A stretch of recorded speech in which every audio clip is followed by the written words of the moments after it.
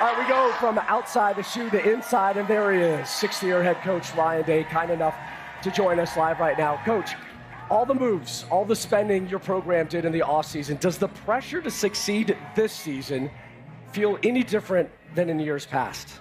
Well, I think the biggest thing in the offseason is we were able to retain a bunch of our players. You look at how we brought in 7 guys, and really what the whole key to the whole offseason was retaining our own roster.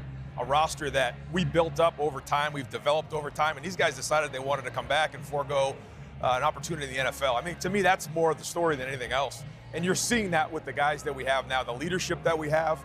And it started back in January, and it's continuing now, and these guys are excited to get back on the field. And hey, that scarlet blazer, that is badass, man. Where'd you get that?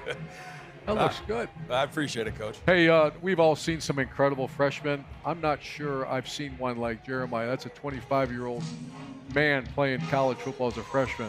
What have you seen from him so far that impressed you? Yeah, it's easy to see right off the bat is just how talented he is. I think the thing that sticks out to me about him is for somebody as talented as he is, whether it's the size, the speed, the ability to catch the ball, his intelligence, his route running, all those types of things, his discipline is tremendous.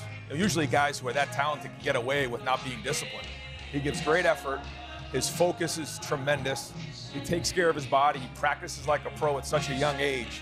And, we've been trying to, trying to temper the expectations for him because, he's still just 18 years old. But it's easy to see the potential here.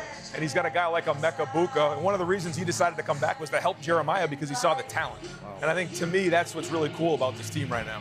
In 2009, we had a loaded roster, and I remember it actually became an issue trying to get guys their touches. I would keep on my notes during the game to make sure.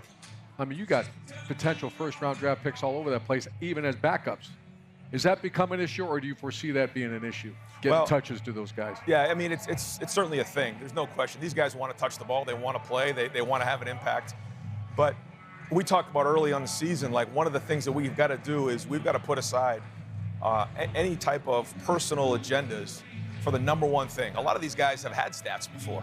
We've had the number 1 offense in the country. We've had one of the top defenses in the country statistically. Guys have, thrown for a bunch of yards. We've had Heisman Trophy finalists. What we want to do is win. And early on, during this process, we brought everybody together and we're like, the number 1 goal has got to be to win. If we play really, really hard every single day, the touches are going to come. Now we're looking to, create balance on, in the run game and balance in the pass game, but this is about moving forward in terms of what we're building on offense. And, the touches are going to come, but there's certainly no question that the unselfishness of this team is going to drive it as we move forward. Coach, we appreciate the Saturday stroll with us inside the Horseshoe. Thanks for joining us live, and we'll see you coming up at noon, Ohio State taking on Marshall.